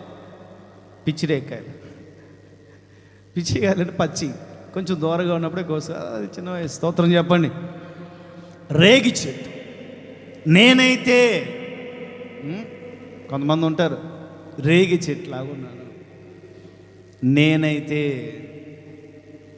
ఎవరు ఏ చెట్టులా ఉన్నా దావీదు అంటాడు. లేకపోతే ఇక్కడ ప్రధాన గాయకునికి అనే పదం ఉంటుంది. కీర్తనకారుడు అంటారు, నేనైతే నా దేవుని మందిరములో ఒలీవ చెట్టు వలె ఉన్నాను. ఆమేన్. ఏంటి దానికి ఉన్న ప్రాముఖ్యత? మనకి బాగా సుపరిచయమైన విషయమే. జలప్రళయం, జలప్రలయములో విశ్వమంతా కూడా, ప్రపంచమంతా, ఈ భూగోళం అంతా కూడా, పర్వతములు, కొండలు, చెట్లు సమస్తము కూడా జలప్రలయములో మునిగిపోయినాయి. ఏమైనా చెప్పండి, జలప్రలయంలో మునిగిపోయినాయి, కూలిపోయినాయి, చచ్చిపోయినాయి. శవములు నీళ్లపై తేలుతూ ఉన్నాయి. నోవహు కుటుంబము, ఆ ఓడలో ఉన్న జంతువులు, పక్షులు, ఇవన్నీ తప్ప ఇక మిగిలిన జీవరాశి ఏది కూడా భూమి మీద లేదు. మొత్తం స్మాష్ అయిపోయినాయి. మరలా సృష్టిని దేవుడు ఖచ్చితంగా నూతనపరచాలి. చూడండి, ఇలాంటి పరిస్థితుల్లో నీళ్లు ఆరినాయా లేదా, ఉగ్రత తగ్గిందా లేదా, కోపము తగ్గిందా లేదా, ప్రళయం ఆగిందా లేదా, మనం బయటికి వెళ్ళొచ్చా లేదా, ప్రశాంతంగా బ్రతకొచ్చా లేదా, నెమ్మదిగా బ్రతకొచ్చా లేదా, మన జీవనం కొనసాగించవచ్చా లేదా అనే దానికి ఒక సూచనగా నీవు ఏదైనా ఒక సమాచారం నాకు ఇవ్వు అని చెప్పి ఒక పావురమును బయటకు వదులుతాడు పెద్ద ఆయన. బయటకు వదిలి 2-3 సందర్భాల్లో బయటకు వదిలినప్పుడు కాలు నిలపడానికి కూడా చోటు లేక లోపలికి వస్తుంది. మరి 7 రోజులు కూడా ఆగి ఆ తర్వాత మరలా పావురమును వదిలినప్పుడు స్పష్టంగా అక్కడ ఉంటుంది, త్రొంచబడిన ఒలీవ కొమ్మ తీసుకొచ్చి ఆయన చేతిలో పెడుతుంది. స్తోత్రం చెప్పండి. త్రొంచబడిన సజీవముగా ఉన్న ఒలీవ కొమ్మ. ఏమని చెప్పండి. ఒలీవ చెట్టు నోహుకి ఒక సమాచారం ఇస్తుంది. నువ్వు బయటికి వెళ్ళొచ్చయ్యా, నీకు శాంతి కలగాలి, నీకు సమాధానం కలగాలి, నీకు నెమ్మది కలగాలి. ఒలీవ చెట్టు ఆయనకి ఒక శుభ సమాచారం ఇస్తుంది. తన నోట శుభ సమాచారం ఉంది అని చెప్పుకోవచ్చు ఆత్మీయంగా. ఒలీవ చెట్టు ఎప్పుడు కూడా మంచే చేస్తుందని చెప్పుకోవచ్చు ఆత్మీయంగా. మంచికి సాదృశ్యం అని చెప్పుకోవచ్చు ఆత్మీయంగా. మంచి సమాచారం, మంచి మాట, మంచి తత్వం, మంచి చేయగలిగిన వ్యక్తిత్వం అని మనం ఆత్మీయంగా పోల్చుకొని చెప్పుకోవచ్చు. స్తోత్రం చెప్పు. మందిరములో ఉన్న ఒక విశ్వాసి, ఒలీవ చెట్టు వలె ఉండాలి అని ఇష్టపడిన ఒక విశ్వాసి, ఆమేన్, ఒలీవ చెట్టు వలె నేను ఉండాలి, మంచికి సాదృశ్యంగా ఉండాలి, నా దగ్గర నుండి ఇతరులకు శుభ సమాచారమే వెళ్ళాలి. ఏం వెళ్ళాలి చెప్పాలి? శుభ సమాచారమే, శుభవార్తే, శుభవర్తమానమే, దేవుని మాటే, సమాధాన వార్తే నా దగ్గర నుండి వెళ్ళాలి. ఇంకోటి చెప్పున, న్యాయాధిపతులు 9, ఇది ఎక్కడ ఉందంటే ఆదికాండం 8-11, మీరు 10-11 అట్లా నోట్ చేసుకోండి. 8, 10, 11 నోట్ చేసుకోండి, ఆ వైపు చూడండి. న్యాయాధిపతులు 9:9లో కూడా ఒక సిచ్యువేషన్ జరుగుతుంది. చూడాలి. ఇంటికి వెళ్ళి తిరగేయండి అంతా, తిరగమాతలు. ఇక్కడ ఒక సందర్భం, ఒక చిన్న ఉపమానంలాగా, ఒక కథలాగా ఈ యోథాము అనే వ్యక్తి ఎదట ఉన్న శత్రువులతో చెప్తుంటాడు. ఒక దుర్మార్గుని సింహాసనంపై కూర్చోబెట్టుకున్న అవతల ఉన్న వ్యక్తులతో చెప్తుంటారు. ఏం చెప్తాడంటే యోథాము అనే ఒక వ్యక్తి, ఇదిగో నీకులానే చెట్లు జాతులన్నీ కూడా కలిసి మా మీద రాజుగా ఉండండి అని మంచి మంచి చెట్లు దగ్గరికి పోయి అడుగుతున్నాయట. ఏమడుగుతున్నాయి చెప్పాలి? మాపై పెత్తనం చేయండి, మా మీద రాజుగా ఉండండి, మా మీద అధికారులుగా ఉండండి, మమ్మల్ని నడిపించండి అని చెట్లన్నీ, పిచ్చి చెట్లు, మంచి చెట్లు, రకరకాల చెట్లన్నీ కూడా కలిసి తమ మీద ఒక చెట్టును రాజుగా చేసుకోవడానికి బయలుదేరంగా మార్గం మధ్యలో మొట్టమొదటిసారే ఒలీవ చెట్టు కనిపించింది. ఏ చెట్టు చెప్పాలి? మొట్టమొదటిసారే ఒలీవ చెట్టు కనపడిన దారిలో వెతుకుతున్న తీగ కాలికి దొరికిందని అనుకొని ఆ చెట్లన్నీ కలిసి, బాబాయ్ ఒలీవ గారు, మా అందరి మీద మీరు రాజుగా ఉంటే, మా అందరి మీద మీరు పెత్తనం చేస్తే, మా అందరి మీద మీరు అధికారిగా ఉంటే మేము మిమ్మల్ని బాగా చూసుకుంటాం అని చెప్పాడు. అప్పుడు ఆ ఒలీవ చెట్టు అంటది, పిచ్చోళ్ళారా, దేవునిని, మనుష్యులను ఏ తైలము చేత గౌరవిస్తారో, సన్మానిస్తారో, అభిషేకిస్తారో ఆ నా పవిత్రమైన తైలమును ఇవ్వకుండా ఎందుకు పనికిరాని పెత్తనాలకు చోటిచ్చి ఇటు అటు తిరగటానికి ఊగటానికి నేను వచ్చుదునా? ఎంత స్పష్టమైన వివరణ చూడండి. రాజులను, యాజకులను, ప్రవక్తలను అభిషేకించగలిగిన తైలం ఏ తైలం? అభిషేక తైలం ఏ తైలం అండి? అంతే, ఏ తైలం? ఒలీవ తైలమే. స్తోత్రం చెప్పండి. రాజులను, ప్రవక్తలను, యాజకులను అభిషేకించగలిగిన తైలం అభిషేక తైలం. అందుకే యేసయ్య అంటాడు, ఆ అమ్మాయి వచ్చి కన్నీళ్ళతో కాళ్ళు కడుగుతూ ఉంటే తల మీద మరియా, లాజరు వాళ్ళ అక్క మరియా గారు వచ్చి యేసయ్య తలపై అత్తరు పోస్తే అప్పుడు అక్కడుండే ఆ తలకమాసినోడు అంటాడు, ఈ నష్టం ఎందుకు అంటాడు.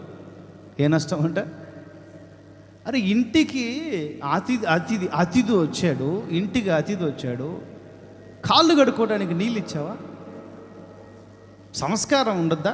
కాళ్ళు కడుక్కోవడానికి నీళ్ళు ఇవ్వాలని మిమ్మల్ని కాదండి, మళ్ళీ వాళ్ళ గురించి చెప్తున్నా. కాళ్ళు కడుక్కోవడానికి నీళ్ళు ఇవ్వాలని సంస్కారం తెలియదా? యూదుల పద్ధతి ఏంటి? ఇంట్లో అడుగుపెట్టిన వెంటనే కొంచెం అంత ఆయిల్ తీసుకొని తల మీద అట్లా మర్దన చేసి, తల మీద అలా ఆయిల్ ఆయిల్తో మర్దన చేసి సన్మానిస్తారు, గౌరవిస్తారు అనే వివేకం నీకు లేదా? నీవేమో తల మీద ఆయిల్ పోయిలా, గౌరవించలా, సన్మానించలా, రెస్పెక్ట్ ఇవ్వాలి.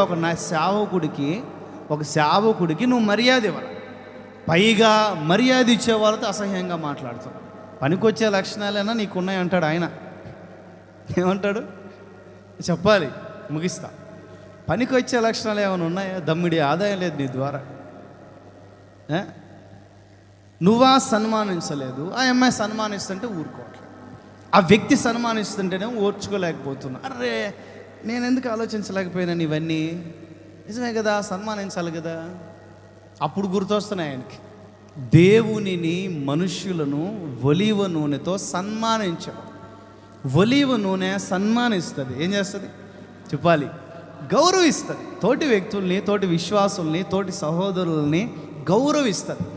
ఒలీవ నూనె, ఒలీవ చెట్టు యొక్క భాష పవిత్రమైన భాష, గౌరవప్రదమైన భాష. తన నోట అపవిత్రమైన, ఆత్మీయంగా తన నోట అపవిత్రమైన మాటలో రానివ్వకూడదు. ఏంటిది? బూతులు, అబద్ధాలు, చెడు మాటలు, ఏమండి కోపము, ఆవేశము, సహోదరులపై కొండేలు ఏవి కూడా ఉండవు ఒలీవ చెట్లు. ఒలీవ తైలం స్వచ్ఛమైన పవిత్ర తైలం. ఆమేన్, ఆమేన్. ఈ పవిత్ర తైలాన్ని ఇవ్వటం మాని, దేవుడు నన్ను ఉంచిన స్థితిలో ఉండటం మాని, దేవుడు నన్ను నిలబెట్టిన దగ్గర, నాటిన దగ్గర ఉండటం మాని, మందిరములో పచ్చని ఒలీవ చెట్టుగా ఉండటం మాని పెత్తనము చేసే ఒలీవ చెట్టుగా మార్చబడితే నా జీవితం భ్రష్టు పట్టిపోతుంది. నేను రాను అంటది ఒలీవ చెట్టు. ఆమెను చెప్పండి, ఆమెను చెప్పండి.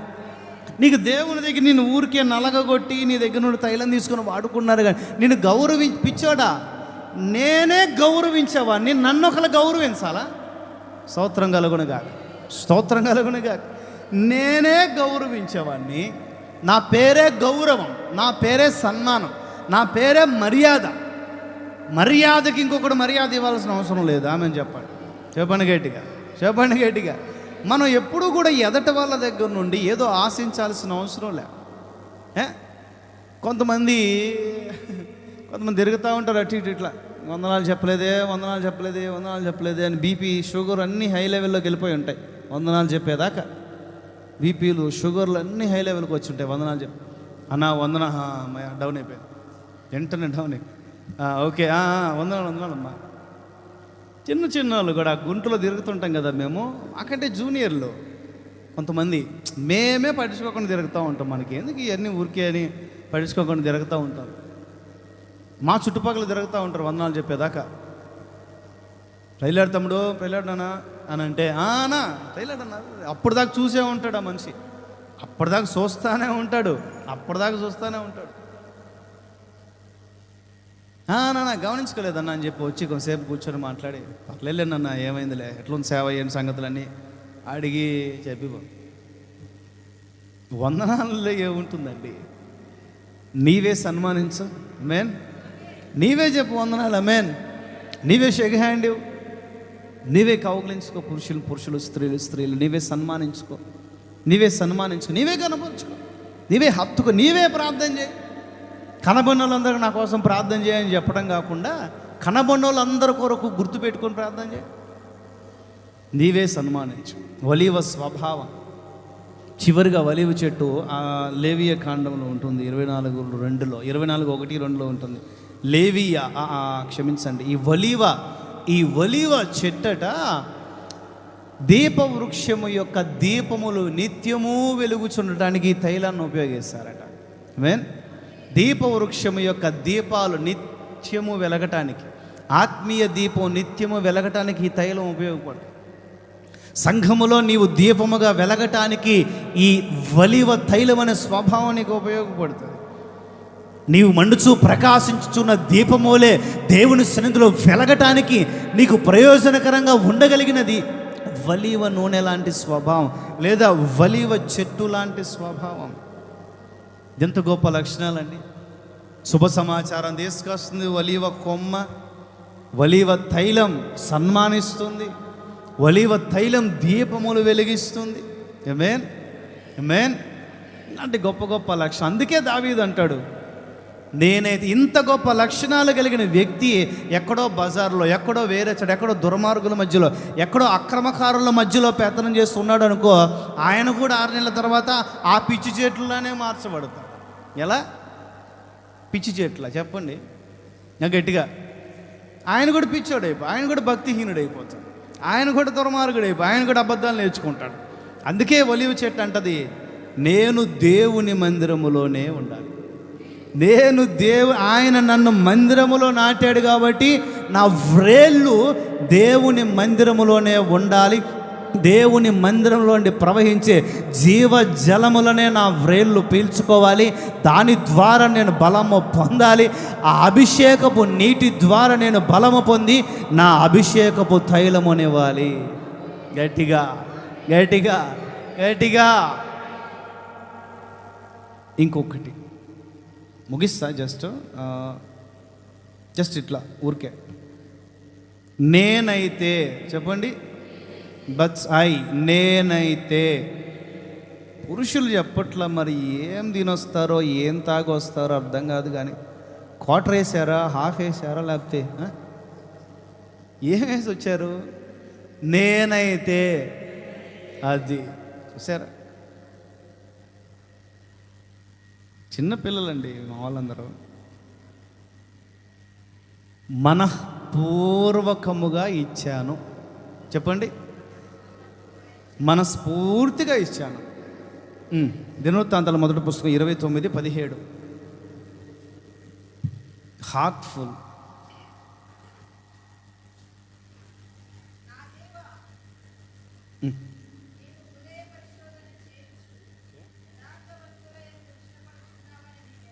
ఓకే, అది గమనించాలి. గట్టిగా చదవండి. నేనైతే యథార్థ హృదయము గలవాడనై. ఇవన్నీ ఇప్పుడు ఇచ్చిన ఇవన్నీ మనఃపూర్వకముగా ఇచ్చాను. ఇక స్తోత్రం చెప్పండి గట్టిగా. నేనైతే చెప్పాలి, ప్రొనౌన్స్. నేనైతే మనస్ఫూర్తిగా ఇచ్చా. మనస్ఫూర్తి. 5 కూడా అదే 29లో 5. మనఃపూర్వకముగా ఇచ్చే వాళ్ళు ఎవరైనా మీలో ఉన్నారా? అసలు ఏమి ఇవ్వాలి? సామెతల్లో ఉంది కదా, నా కుమారుడా నీ హృదయమును, నీ జీవితమును, నీ మనస్సును నాకు. నా కుమారుడా నీ జీవిత నిశేషము నాకివ్వు. ఆ అమ్మాయి కానుకల బ్యాగ్ పట్టుకొని అట్లా గిరగిరా తిరుగుతూ ఉంది. కనబొన్నలు అందరు తిరిగి బ్రేకులు లేని ట్రైన్ లాగా టకాని స్టేజ్ ఎక్కింది. సేవకుల దగ్గర కూడా పట్టుకుంటూ పోతుంటే పెద్ద ఆయన దగ్గరికి వస్తే పెద్ద ఆయన ఆ పాపతో అంటాడట, లేకపోతే మనసులో అనుకుంటాడు, నా జీవితమే నేనే ఆయనకు కానుకనయ్యాను కదా, ఇక నా దగ్గర కానుకలు ఆయన నుంచి వస్తాయని అనుకున్నాడు. కొట్టండి గట్టిగా, చెప్పండి గట్టిగా. కానుకనైతిని నీ సన్నిధిలో, కానుకనైతిని నీ సన్నిధిలో శాశ్వత కృపను. బా ఏం పర్లేదు రెస్ట్ తీసుకో జాగ్రత్తగా, ఉందిలే చివర్లో. నేనే కానుకన, ఎనికి నా దగ్గర కానుకలే, ఒక్క రూపాయి పెట్టుకోలేదు ఆ మనిషి జేబులో. ఎవరైనా ఆత్మీయ తండ్రి యేసన్న గారు ఒక్క రూపాయి జేబులో పెట్టుకోవాలి. ఆ మనిషికి డబ్బులు జేబులో పెట్టుకోవడం కూడా తెలియదు. ఉంటారు బ్రదర్స్ పాస్టర్స్ ఉంటుంటారు, ఏమైనా కావాలని అడుగుతుంటాడు, అయిపోతుంటుంది. నేనే కానుకనయ్యా బాబు ఆయనకి. ఇక నా దగ్గర కానుకలు ఎక్కడి నుంచి వస్తాయి?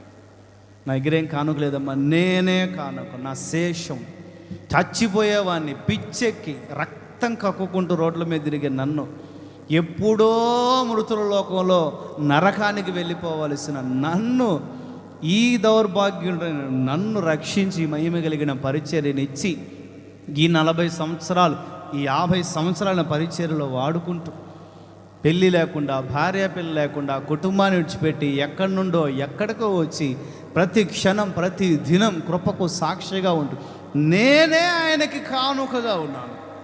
ఇక వేరే కానుకలు నా దగ్గర ఏం లేవు.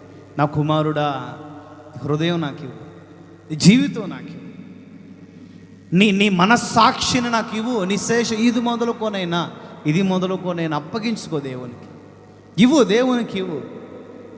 మందిరానికి నీ జీవితాన్ని అప్పగించుకో, పరిచర్యకి నీ జీవితాన్ని అప్పగించుకో, ప్రభు పనికి నీ జీవితాన్ని ప్రాముఖ్యత అప్పగించుకోవటము, ఇవ్వటము అని అంటే దానికి అర్థం ఏంటంటే ప్రాముఖ్యత ఏంటి చెప్పాలి.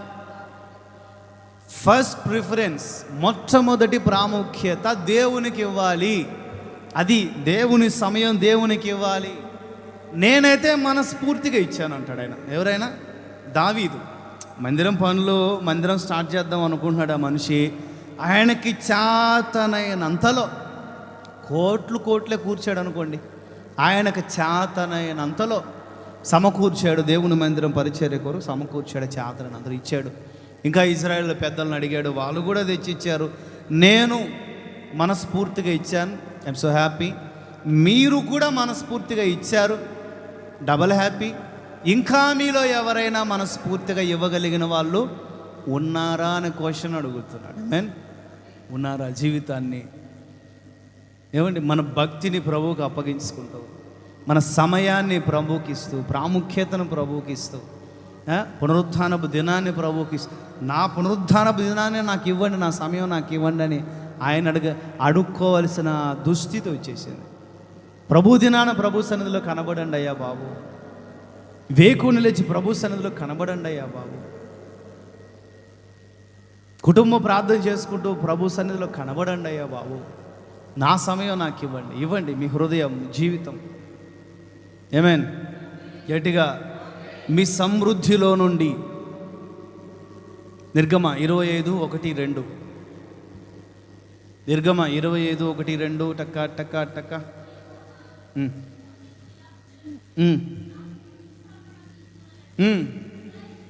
చెప్పు.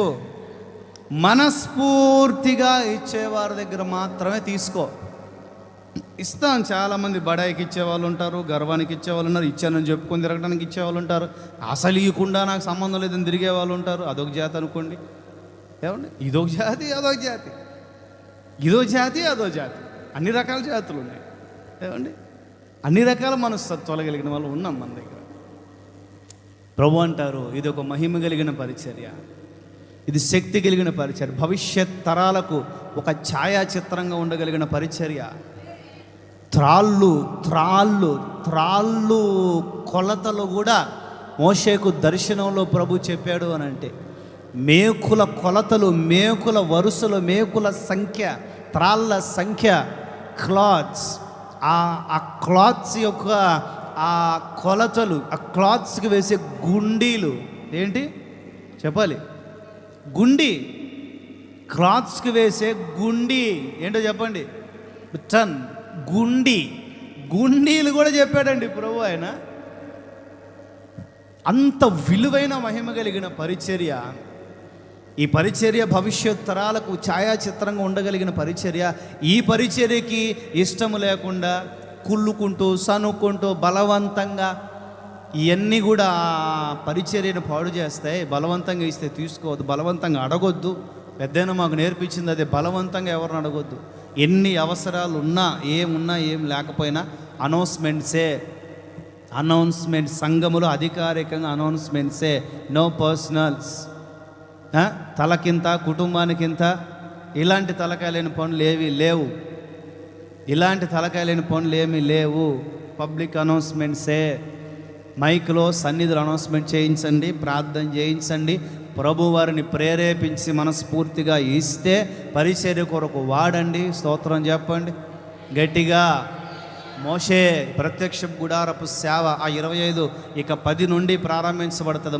మందసం దగ్గర నుండి ఇక మహిమ కలిగిన పరిచర్య. అంత చెప్పిన జీవితాంతం కూడా చెప్పిన తరగనంత శక్తి కలిగిన వస్తువులు, విషయాలు ప్రత్యక్ష గుడారపు సేవలో ఉన్నాయి.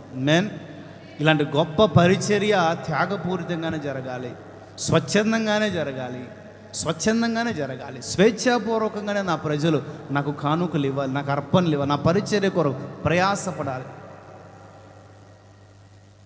ఇది జీతాల మీద, లేకపోతే ఎవరో ఇచ్చే ఫండ్స్ మీద, ఎక్కడి నుంచో వచ్చే ఫండ్స్ మీద ఆధారపడిన సంస్థలు కాదు, ఆధారపడిన సేవలు కాదు, బలవంతంగా వసూలు చేసేవి కాదు, అనవసరమైన పదవులు మీకు కట్టబెట్టి మీకు గర్వానికి చోటిచ్చి మీ దగ్గర నుండి దండుకునే దుర్మార్గపు సేవలు మావైతే కావు సుమి. పెద్ద పరిశుద్ధాత్ముడు కంటికి కనపడే సేవకుడు, అంతే. పెద్ద ఎవరు? పరిశుద్ధాత్ముడు. కంటికి కనిపించేది సేవకుడు. That's all. ఎఫ్ఎస్సి 6:6-7.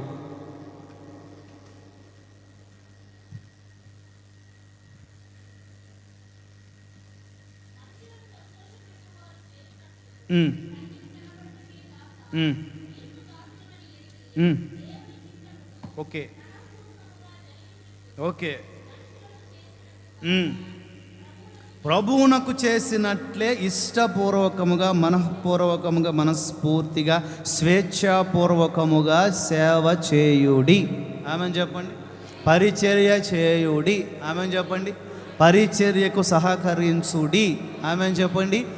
ఇయుడి. అది ఈ దీంట్లో ఉన్న సారాంశం ఏంటంటే, మనుషులను సంతోషపెట్టాలి అని కాక, మనుషులకి ఇచ్చాము అన్నట్లుగా కాక, మనుషులకు చేశాము అన్నట్లుగా కాక, దేవునికి చేసినట్లుగా, దేవునికి ఇచ్చినట్లుగా ఇష్టపూర్వకంగా ఇవ్వండి. ఆమేన్. ఇష్టపూర్వకంగా మందిరంలో కనపడండి. దేవుని సమయం దేవునికి ఇవ్వండి. నన్ను సంతోషపెట్టాలని కాదు, ఇష్టపూర్వకంగా రండి. చాలామంది ఆలోచిస్తారు, అమ్మయ్య ఇష్టపూర్వకంగా మానుకోవచ్చేమో అని ఆలోచిస్తారు కదా. మిమ్మల్ని మించిన మేధావులు ఈ ప్రపంచంలో ఎవరు లేరు. ఎక్కడికి పోయినా చెప్పుకుంటా. 10 సంవత్సరాల తర్వాత మీ గురించి చెప్పుకుంటా. ఇష్టపూర్వకంగా ఎగ్గొట్టొచ్చేమో అని అనుకుంటారు. ఇష్టపూర్వకంగా ఏది చేసినా చెప్పండి, ఏది చేసినా ఇష్టపూర్వకంగానే అని చెప్పారు కదా ప్రసంగంలో పాస్టర్ గారు. మరి ఇష్టపూర్వకంగా ఎగ్గొట్టేద్దాం, ఇష్టపూర్వకంగా మానేద్దాం, ఇష్టపూర్వకంగా ఇవ్వకుండా వదిలేద్దాం, ఇష్టపూర్వకంగా మందిరానికి మానేద్దాం. ఇష్టపూర్వకంగా ఇలాంటి దుర్మార్గపు తలంపులు మీలో రాకుండునుగాక. లేచి నిలబడదాం. ఇష్టపూర్వకముగా ఆయనకు మీరు సేవ చేయుదురుగాక. ఆయన సేవకు మీ జీవితములు సమర్పించబడునుగాక.